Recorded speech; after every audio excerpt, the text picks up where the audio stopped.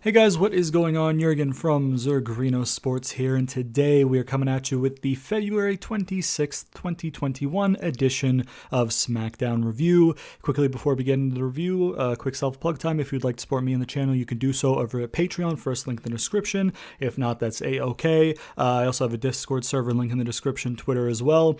Let me know what you guys thought of Smackdown down in the comments below. Did you like it? Did you dislike it? And at the end of the review, if you liked what I said, please leave a like and subscribe. So, without further ado, let's get into the Smackdown review, which it rhymes. I've accidentally kind of made that my lead-in by default. But anyways, we started off with a Roman promo, as we typically do. I said, I think a month or so ago, that they needed to be kind of careful with opening the show with Roman every week and closing the show with Roman every week because, you know, if it's good, then it makes sense. But at the same time, you know, it could lead to something like The Authority from way back when, where it just kind of like got awful. However, this is still very good, so I'm not having any issues with it mainly. It's just like a small thing, like, you know, they keep doing the Roman to start the show and end the show thing. Very small, not criticism, just kind of like comment, I guess, that I have about the production of the show and the scheduling of the show. But regardless, they showed a quick Chamber recap where, you know, the Chamber match was recapped and then Roman doing the title match directly after. And then, excuse me, Roman cut a promo, and he said that, you know, it's not a secret, SmackDown needs Roman, the Elimination Chamber needed Roman too, so he answered the call. That's what he does. He saves this place over and over again. He smashed Daniel Bryan by defending his championship, the most exciting ass-whooping of the year, perhaps even the decade, because that's who Roman is. Anyone else in his shoes would have thrown a party, would have celebrated, but not Roman, because Roman operates on a different level. If it's not perfect, then it's not him, and it wasn't perfect at Chamber because of one man, and that one man is Edge. Edge got one on Roman, yeah, congrats. But, you know, he then took it to the next step. He pointed at the sign to make it official, Roman versus Edge at WrestleMania. Roman then says that Edge doesn't want it. He doesn't need it in his life. So he's going to give him one opportunity to back out. You know, he's a family man pretty much. He's a father. He's a husband. Roman doesn't want to hurt him. He appreciates him, you know, he appreciates the effort that he put in to come back, this and that, whatever, but he doesn't want to hurt him. A man like him doesn't stand a chance against a man like Roman. Bryan's music hits, Bryan interrupts, and then he says that, you know, he says that Roman said that the title defense was nearly perfect. Bryan said, you know, he had to come out and say he agrees, and he's like, how magnanimous of you to defend the title, to step up and defend the title right after somebody just survived the Chamber, this and that, this and that, this and that. So basically he's doing it with sarcasm. But, you know, and it's not him, but he's heard rumblings backstage, you know, about people who think differently, who think that Roman was cowardly, that he's not a real champion at all. But, you know, that's not Bryan. You know, that's not Bryan. That's just rumors that Bryan has heard. But, you know, he was baffled that the head of the table defended his championship in the second match of the evening. Wouldn't the head of the table be, you know, the main event? Or would that have given Bryan too much time? So then he says, how about he defends it one-on-one because like he talks about how, you know, he's been there since Roman debuted, how Roman's trying to build a legacy, this and that. And to kind of eliminate any outside, you know, talk, any, you know, excuses, stuff like that. How about he defends the championship one-on-one versus Bryan at Fastlane? Jey Uso interrupts. Says that all he hears from Bryan are excuses. He lost to the best of the best, so he's in the back of the line. If he wants the head of the table, he's going to have to go through the right-hand man, and he's going to get got. Roman says that he doesn't want to, but does Bryan want him to hurt him again, kind of thing? And then Jey attacks him, and they leave. Then we get a shot of Pierce and Sonya backstage talking about Bianca's decision, which they advertised because that was going to be made tonight. And then Edge comes in. He says, you know, if I just heard correctly, like, you know, Bryan's getting a title shot at Fastlane before me.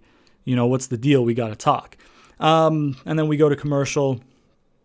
And then I think we went to commercial. Yeah, we went to commercial after this. We came back with Jay and Roman backstage. Jay apologizes for jumping the gun. Roman says no need to apologize as long as you get the job done. Then we go back to Edge and Pierce. Edge says, last I heard, you guys were thinking of a tag team, me and Bryan versus Roman and Jay at Fastlane. Now, Bryan's getting a title match. Like, what's the deal? And Pierce is like, yes, that was what we told you, but it was tentative. This kind of fell into our lap. Bryan laid out the challenge. Jay laid out the challenge. And, no offense intended, but a Universal title match, that's a bigger draw. And then Edge is like, okay, and then leaves. Now, I don't necessarily like them having Edge, who's basically a face, right? Unless they're maybe trying to tease him going heel for something, I don't know. But he's essentially a face. I don't like him being like, oh, why is this person getting their shot before me? Because he's getting his shot at Mania. He doesn't lose his shot because Bryan gets a shot before him. So there's no reason for him to complain. You know what I mean? There's no reason really for Edge to complain other than the fact that he wants to get his hands on Roman. I could see that as a complaint. But, at the same time, just beat Bryan if he were to win. And then be like, hey, Roman gets the first shot because I want to beat his ass. You know what I mean? So I'm talking within kayfabe sense of the term, not like a booking sense of the term. I mean, within kayfabe, Edge thinks he can beat Roman. If you think you can beat Roman, who's been booked really strong, you think you can beat Bryan as well. So why would you be upset at Bryan getting a shot before you? The whole point of WrestleMania is the Rumble is you main event WrestleMania with a title shot. It's not just a number one contenders match. If that was the case, then it wouldn't be a special match. You know what I mean? It's a special match because of the grandiosity of it, plus the fact that it puts you at Mania guaranteed with a title shot. You know what I mean? Look at number one contenders matches. They had a number one contenders match that Lana and Naomi won for the tag titles. They still haven't gotten a shot. Somebody jumped the gun with them, and they shouldn't have because that was a number one contenders match. That wasn't a Royal Rumble match. You know what I mean? So I understand what they're doing because later in the show, they're trying to build tension between Edge and Bryan, pretty much, which is what they teased later in the show, which we'll get to. And I understand that's what they're trying to do. I just don't like the precedent of, oh, this person jumps the gun and gets a title shot before me. You're getting it at Mania. You're getting a Mania payday. You're getting a Mania main event payday on top of that. You know what I mean? Getting a title shot could happen on Smackdown, and within kayfabe, that's a smaller payday. Not even within kayfabe, that just actually is a smaller payday. But within kayfabe, why would you want the title match at Fastlane that, you have a guaranteed WrestleMania main event? I just don't understand that logic. You know what I mean? And people on Twitter, thought that too, with the lead up to the Chamber match being for a title and this and that. And it's like, okay, the Royal Rumble is not just a number one contenders match. It's not just, you get a title shot. It's you get Mania. You get a title shot at Mania. It's the grandiosity of it. Is grandiosity a word? I have no idea. But yeah, it's just a small complaint that I have. I understand what they're trying to do. What they're trying to do is fine. Building the tension, that's good. Having tension in a wrestling show is good because tension leads to unpredictability, not unpredictability, and kind of, keeps you on the edge of your seat because you don't really know what's happening. If there's tension between a lot of people and they're all involved in something, anything can happen at the snap of a finger. But yeah, just a small little thing about the whole, oh, why does he get a title shot before me? Because he's not getting one at Mania. He's not guaranteed a Mania main event. You know what I mean? So I don't know. Then we had Rey and Dominic versus Alpha Academy. Mysterios make their entrance first. Then Alpha Academy comes out. Gable at the top of the ramps like, hey, this is what happened to Rey last week. And then, they show the footage of Otis's heel turn, I guess. I guess they're fully going heel with Alpha Academy now, which is good.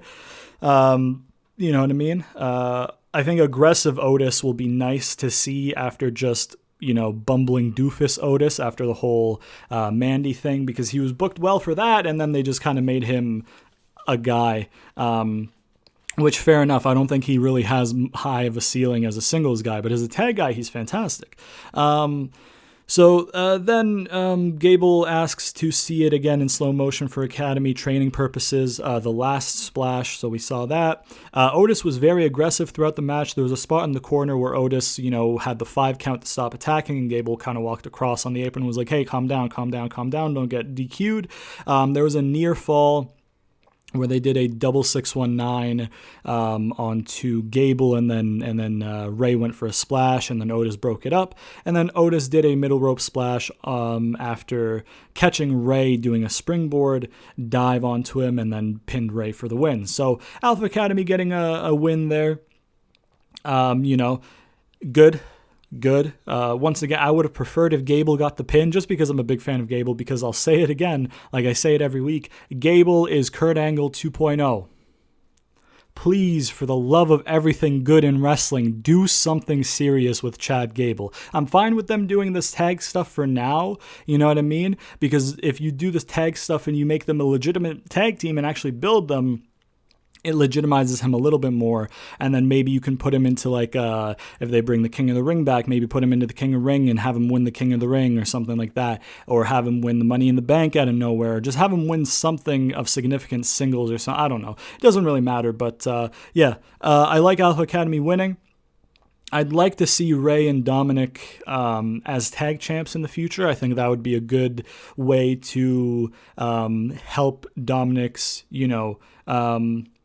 not training, because he is trained to be a wrestler. He's having matches, you know what I mean? It's just he's still very early into the business, so there's stuff that, I'm sure he would himself say there's stuff he's still not doing as good as he would expect to, right? I mean, I feel like if you're the son of one of the greatest, masked wrestlers, one of the greatest cruiserweights of all time in Rey Mysterio, you're going to have high expectations of yourself, and the world is going to have high expectations of you. And I think it's unrealistic to expect him to have met those expectations this early in his career.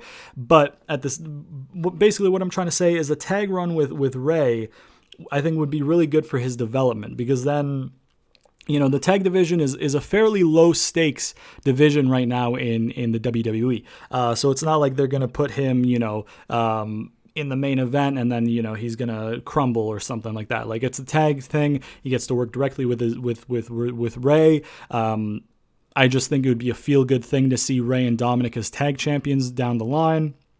Maybe winning them at Mania. I don't know. I don't think they're going that way, because they lost this week, and then, Street Profits are face, and you kind of need a face team to take the titles off of the Dirty Dogs when they decide to switch the titles, unless they do a multi-tag team match like they used to do a little bit back in the day, or a tag team turmoil or something, which they haven't done in ages, but they used to do a little bit in the mid-2000s.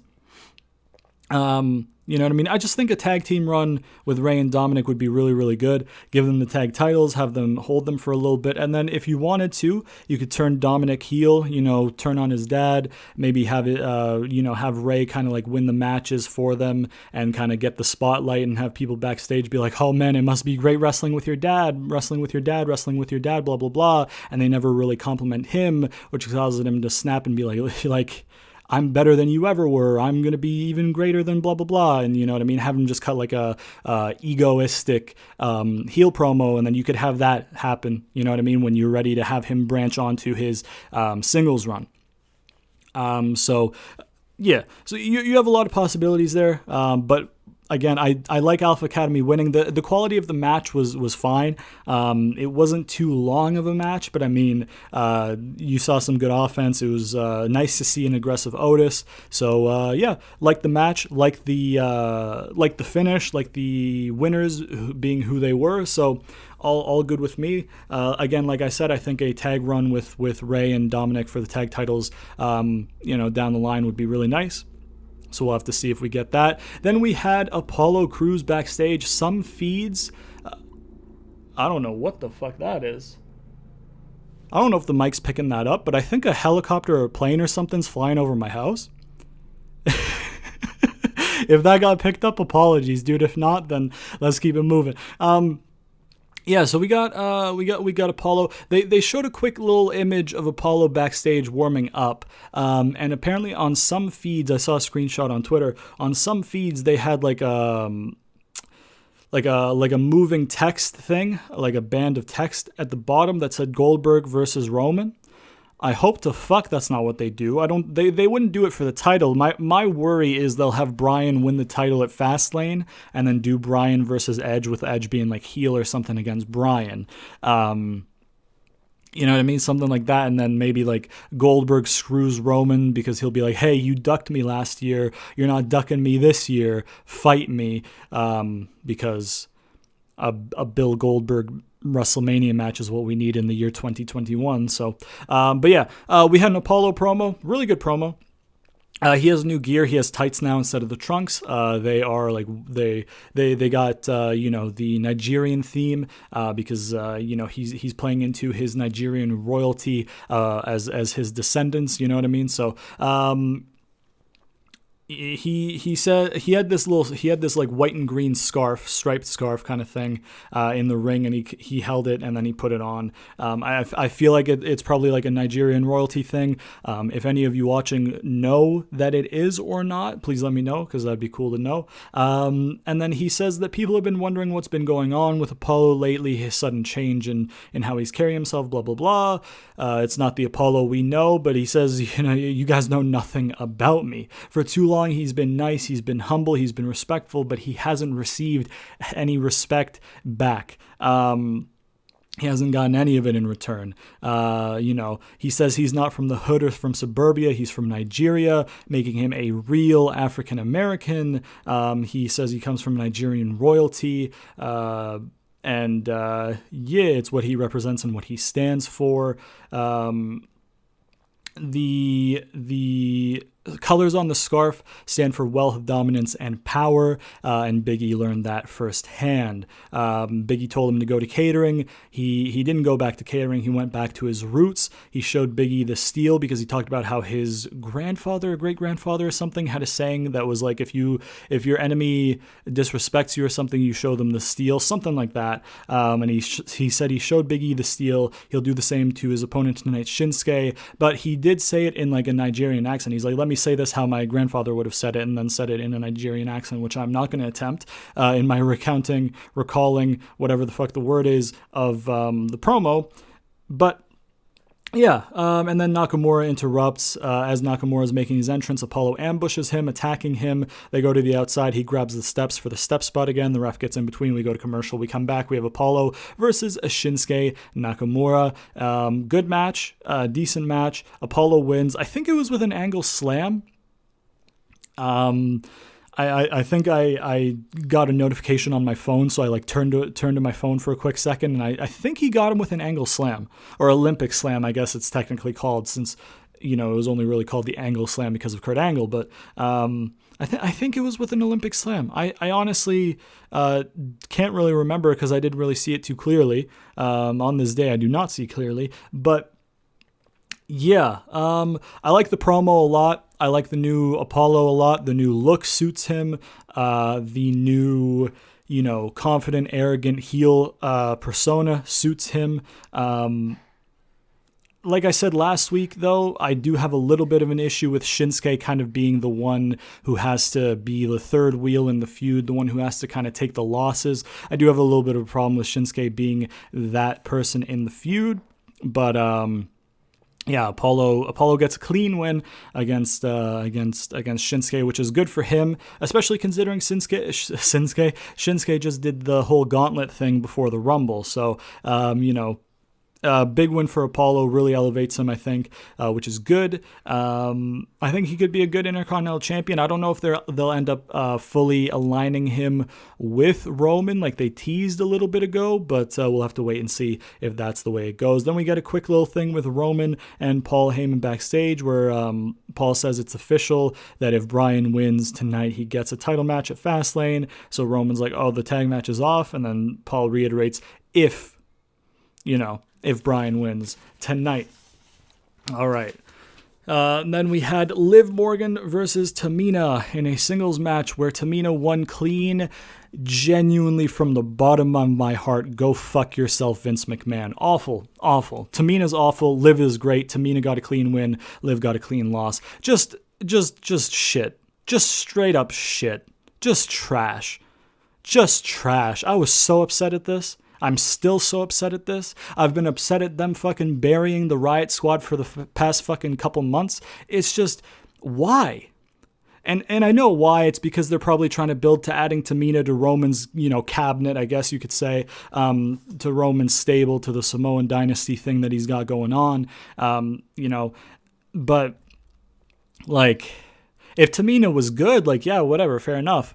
But Tamina is the opposite of good. She is not good. You know what I mean? Like, she just really isn't.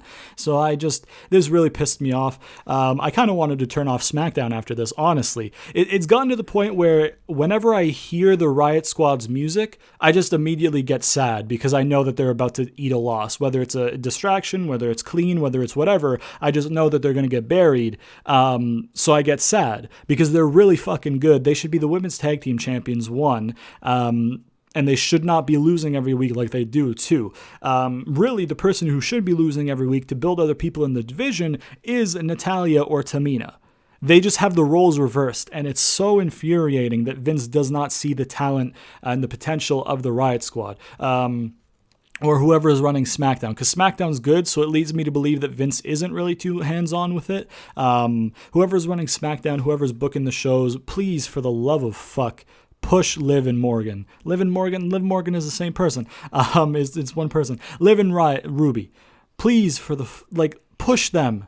Have them win the tag titles. They should be the tag champions, man. Fuck. Then we had a promo thing for Bianca's decision. Pierce and Sonya introduce her. They show a little video package for Asuka and then for Sasha, given that they are her two choices. I guess NXT is not a choice this year.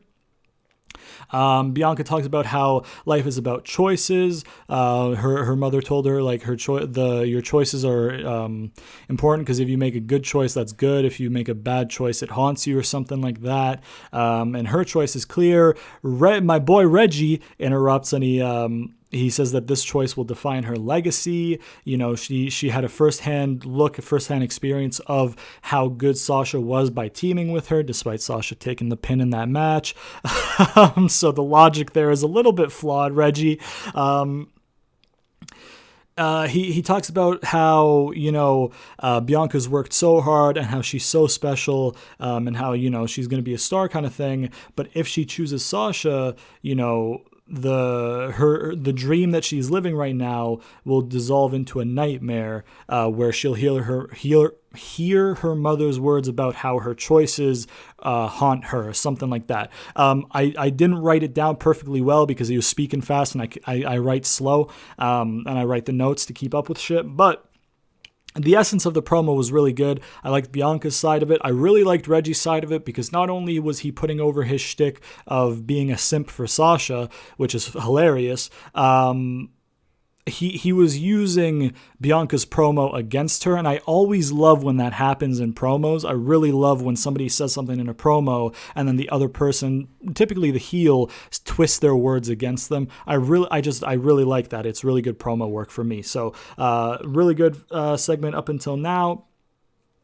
He also says that she'll be defined as a loser if she makes the wrong decision by choosing Sasha, pretty much. Sasha interrupts, takes the mic from Reggie, says, "What I tell you, never speak for me." She says that Bianca says she's the EST, but she's not because Sasha's the best. She's number one, which makes Bianca the second best. A bunch of other shit. Basically, Sasha cut a heel promo absolutely this week. Sasha absolutely 100% cut a heel promo, but she did it. And she did it in like a heel cadence too. It was very like condescending, you know what I mean? But she's the face still because they haven't turned her. So I'm very confused. I don't know if that's them trying to like slowly turn her or tease a turn for the Mania match. I don't know if that's what they're doing. Or I don't know if maybe just, it's just Sasha, because Sasha has never really been a good face promo for me. She's always been a good heel promo for me, but just as a face promo, the way she speaks isn't very, the way she cuts her promos, I should say, isn't very, babyface like, you know what I mean? It's more of a heel delivery of whatever she's saying. And it was absolutely 100% heel delivery of her promo this week, in my opinion. That's what I got from it. So yeah. she says a bunch of other heel shit pretty much. Bianca, she's like, no, I'm going to make you eat your words. You're saying all this shit. I'm going to make you eat your words at Mania. And then she officially chooses Sasha at Mania, points at the sign. Pyro goes off. Sasha's holding up her championship. Bianca's pointing at the sign. We get the visual. All good to go. The right decision.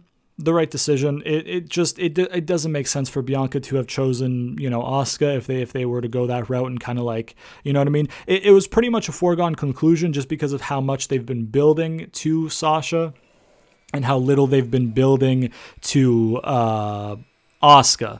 Pretty much, right? So they've been building to Asuka. They've been building to Sasha pretty much the whole way because Sasha's on SmackDown, Bianca's on SmackDown. Asuka is actually on Raw though. They had Bianca go to Raw once, and then she was like, "Hey, if you get over Lacey, then let's do it, brother, maybe." But it didn't really amount to much. So.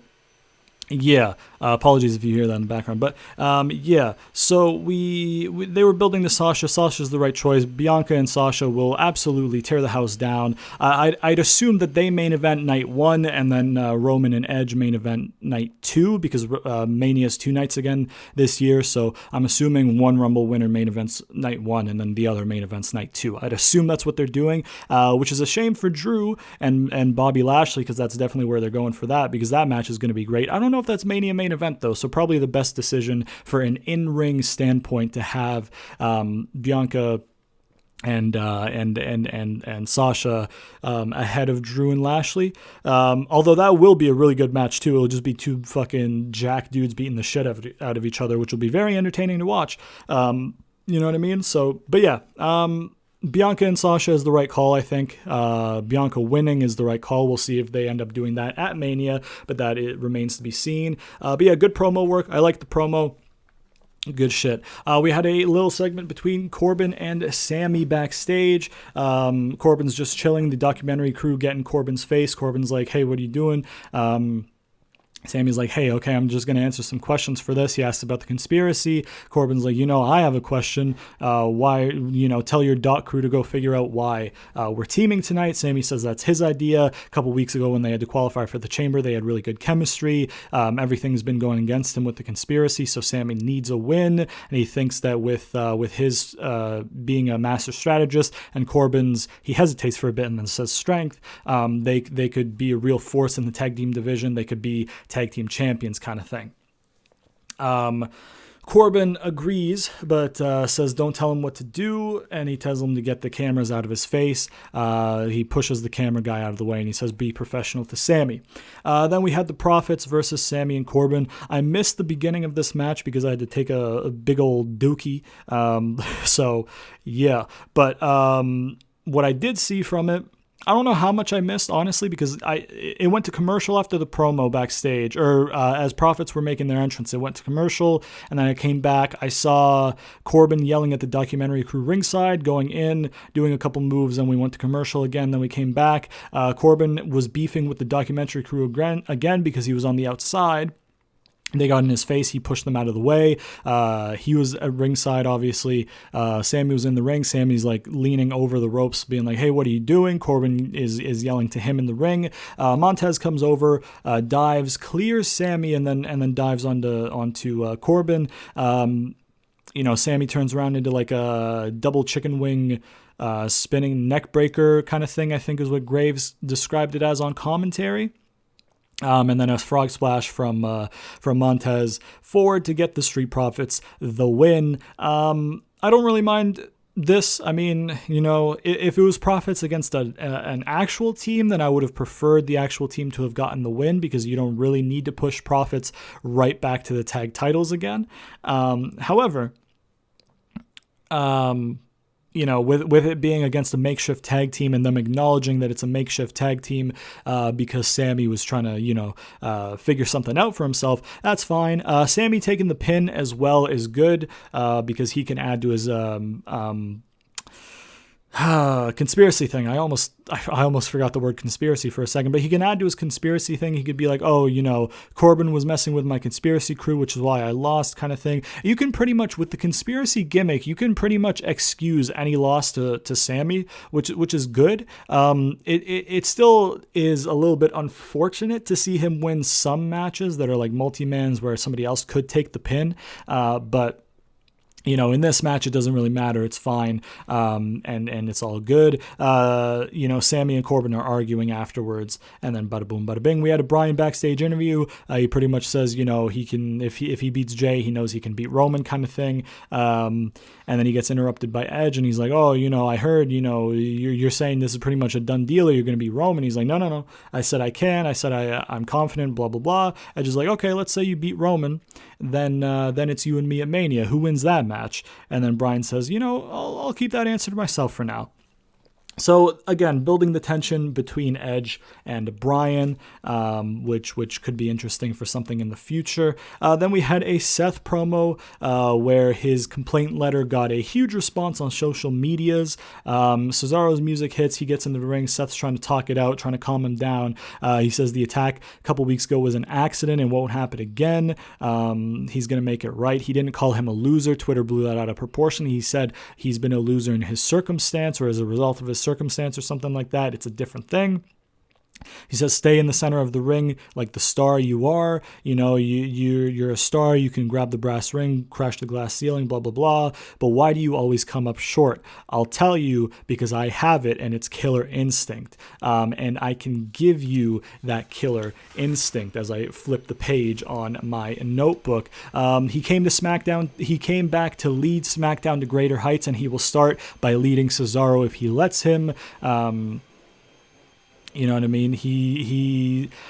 Seth himself has grabbed the brass ring. He's shattered the glass ceiling. He's done everything in the WWE that Cesaro has dreamed of, and he could do that for Cesaro. If Cesaro had listened to him 2 weeks ago and embraced the vision, then, he would have won the chamber. He would have beat Roman, and he'd be here right now. They wouldn't be having this conversation because he'd be Universal Champion. So Seth is going to give him a second chance. Embrace the vision. What do you say? You don't have to answer right now. Take a week, take a couple weeks, think on it, mull it over. Cesaro grabs his legs. Seth does some really good promo work. Not really good promo work, but just like the little things. He still has the mic. He's like, whoa, what are you doing? And he's like kind of talking into the mic as he's about to get swung. And then during the swing, he still has the mic and you can hear him. And then Cesaro kind of takes it a little second, drops him down, and he's like, no, don't do it again. Put me down, kind of thing. And then he swings him again. Seth's jacket comes off as a result of the momentum from the swing, which is a good touch. Then hits him with a big old European uppercut. Cesaro does to Seth, that is, and then leaves the ring. Cesaro wasn't in his wrestling gear. He was just like in a t-shirt and jeans. He took the t-shirt off as he's walking to the ring. You know what I mean? And then Bryan starts making his entrance as Cesaro's leaving, and then we go to commercial. We come back and we get Bryan versus Jay. Bryan versus Jay was a very good match. I really liked it. Jay was working Bryan's knee the whole match. He did the Randy Orton table spot where you kind of like pick them up for like a back suplex or a backdrop and then, drop them on the table, except he did that with his knee, put his knee into the table. He shoved his knee into the ring post. He worked the knee for the whole match pretty much. At the end of the match, we had a double count out where I don't know. I can't really remember exactly. Bryan ends up getting Irish whipped into the steps. I can't remember if Bryan tried to Irish whip Jay first and he reversed it, or if that was just Jay doing the offense. I think Bryan went for something and then Jay reversed it. But regardless, Bryan gets Irish whipped into the steps. And then, counts at like 6 at this point. Jay picks him up, rams his knee into the steps by like the 8 or 9 count. We get a 10 count, double count out. Jay goes back to work on Bryan, throws him into the ring. Bryan gets him in the yes lock. Roman comes out of nowhere, starts to beat down Bryan a little bit. Bryan ends up getting Roman in the yes lock, though, before Jay super kicks him. Roman hits a spear on Bryan. Roman gets the guillotine on Bryan. and then makes him pass out kind of thing. And we go off the air with Roman looking rather dominant. Did I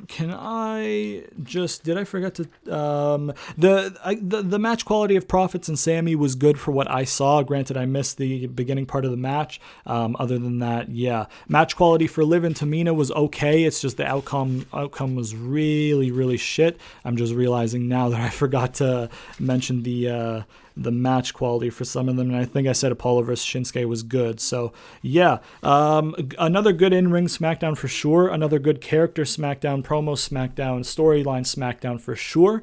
Couple little complaints from me, like I said. The whole, why is he getting a title shot before me? I won one at Rumble. Yeah, you won a Mania title shot. It's better than a Fastlane title shot. You get more time to prepare. You get more time for this. You get a better payday. Within kayfabe, you have absolutely no reasons to complain about somebody getting a title shot because it doesn't detract from your title shot. It doesn't take your title shot away. It does nothing to you other than change who you have to face, which I guess it is a little bit of a thing, but I mean, like, they haven't been building Bryan as, you know, somebody who's incredibly more talented than Roman. You know what I mean? So it's not like there's any like fear for Edge there or anything like that. So yeah, so just a small problem with that. A huge problem with Liv taking a clean loss to Tamina. Really, really hated that. Other than that, I don't think I had any complaints for the show, right? I don't think I complained about anything. I mean, the promos were great tonight. They made a lot of right decisions in terms of the future. I like the finish because it leaves us wondering what's going to happen next. You know what I mean? Are they going to go ahead with that tag match that they discussed? Or what are they going to do? Is Bryan going to end up getting a title shot at Fastlane? I genuinely don't know. I genuinely don't have anything to say where I'm like, hey, you know, yeah, let's do it. You know what I mean? Like, I genuinely have no idea. If that little script thing wasn't an error and that was actually an accidental spoiler of Goldberg coming back, I hope to fuck that they don't do the thing that I said where, you know, Bryan wins the title at Fastlane, then it's Bryan versus Edge and Roman versus Goldberg non-title. Really hope they don't do that. Really hope they don't do that. Yeah, so I enjoyed SmackDown for sure. SmackDown was really good, I think. Yeah, I'm just trying to think, because like the Roman stuff was very good. I like that. His promo was good. Bryan's promo was good. Despite Jay not having a win, if you don't count the 2 eliminations in the chamber, Jay not having a win since November 6th or something like that. Jay not having a win for November.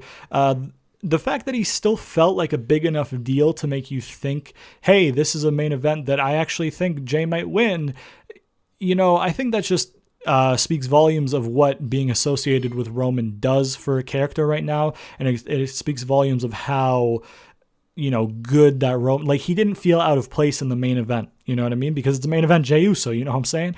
He's been elevated by the head of the table, the tribal chief. You know what I mean?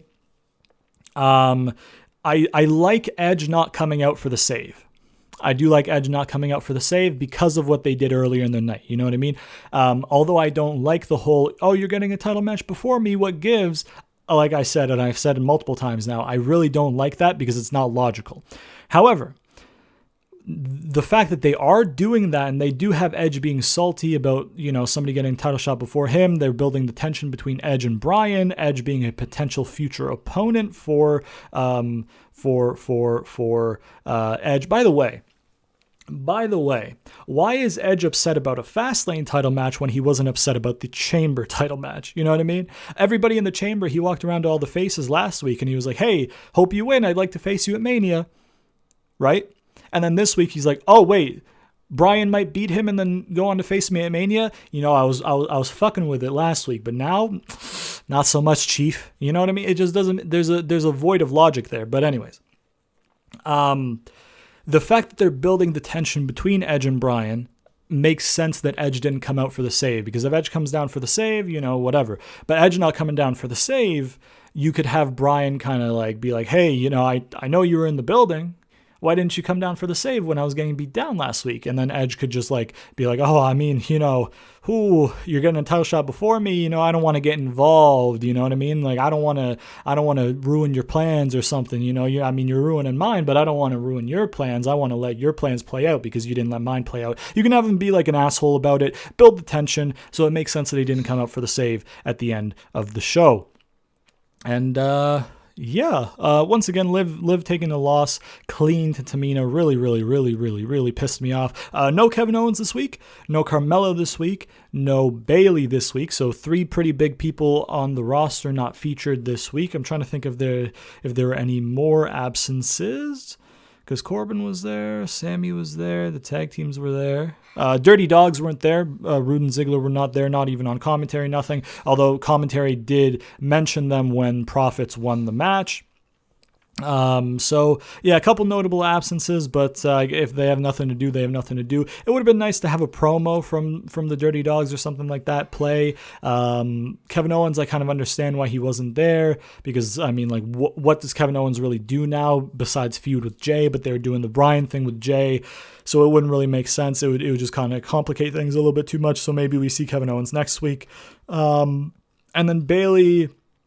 I don't know what the deal is with Bayley, honestly. Obviously, she had her engagement broken off last week. Maybe she asked for a little bit of time off for that. But then again, she was tweeting during Smackdown that she wanted to wrestle Ray. So I don't know. Maybe creative just didn't have anything for her this week. But good Smackdown as usual. You know what I'm saying? Good Smackdown.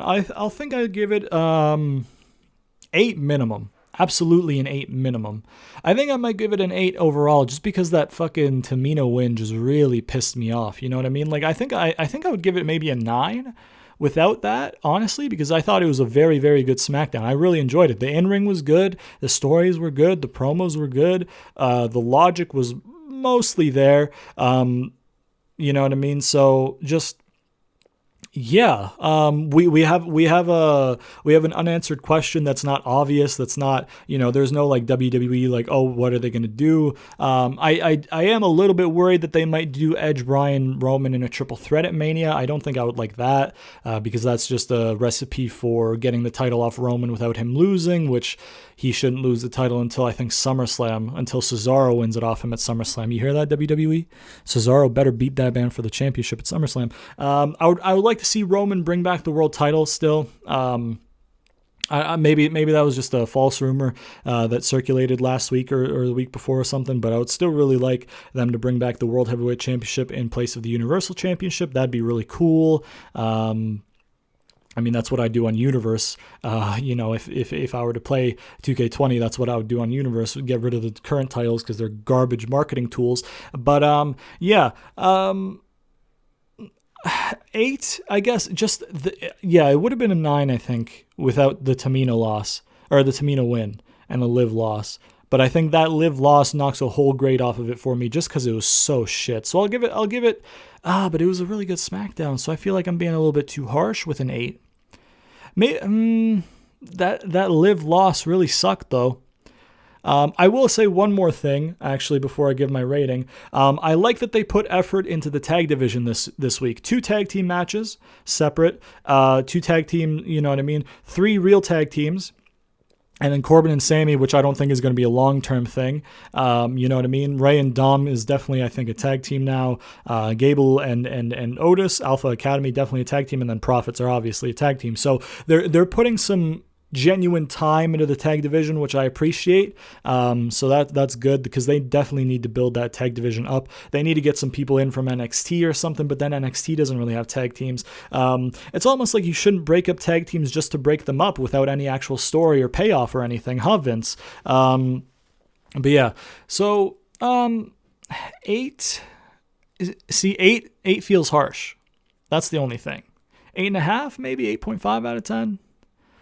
But that Liv loss really I'll go 8, just because the Liv loss pissed me off so much that they gave Tamina a clean win. On commentary, they were talking about how Natalya gave Tamina the confidence she's been lacking recently, which is why she's, turning herself around. So with commentary putting that over, that means that they're actually trying to build Tamina. I feel like they're trying to build Tamina to be Bianca's first challenger after she wins, maybe. And like... Yeah, I mean, you don't really have any like Bailey, but she's already beat Bailey. The division's so shallow, the women's division. Like it's stacked because Bianca's great, Sasha's great, Bailey's great, Liv and Ruby are great, Carmella's great. You know what I mean? Natalia's great in ring, and then Tamina's. Let's not talk about Tamina, but it's just like, it's a really good division. It's just there's not enough women in the division. They need to get some call-ups from NXT. I mean, they just got a bunch of signings to NXT, which Taya Valkyrie was one of them. So if she goes to TNA, if she goes to, that's where she came from. If she goes to NXT, then maybe they can bring up some of the women from NXT. I know Rhea Ripley is going to be on Raw, so they're getting an extra person. It's just the women's divisions being split just makes them a bit shallow, even though they are stacked with really good wrestlers. It's just when you have like 5 wrestlers, it doesn't matter how good they are. Things will get stale after a little bit because it's just the same like combination of 5 people. So it's just an unfortunate, thing. But yeah, 8 out of 10 SmackDown for me. Would have been higher without that Liv loss, but it is what it is. Yeah, let me know what you guys thought of SmackDown down in the comments below. If you'd like to support me on the channel, you can do so over at Patreon, first link in the description. Join the Discord server, link is also in the description. And then hit up my Twitter, link is also in the description. If this is the first video you're seeing, I do gameplay stuff not technically. I do gameplay stuff on the channel, typically wrestling gameplay stuff, so if you'd like to check that out, you can do so with some links at the end cards at the end of the video. I do a GM mode specifically, which I book storylines. So if you'd like to see how I book storylines, go check that out. Yeah, man, sponsor me PST, obligatory sponsor me gimmick. Got to get that in there. Be sure to turn on notifications so you never miss an episode, because YouTube likes to zuck your boy and not put my videos in your sub boxes. So by pressing that nice old bell icon, you will get a push notification anytime I do upload, and you'll never have to miss it. And yeah, Big E was another absence, by the way, because he was written off with the injury last week. There we go. I knew I was missing another big absence. Big, get it? Big E. Anyways, that's it for the video. Hope you guys enjoyed it. If you did, please leave a like, subscribe, share to all your friends, comment down below, all that good shit. And I'll see you guys next time.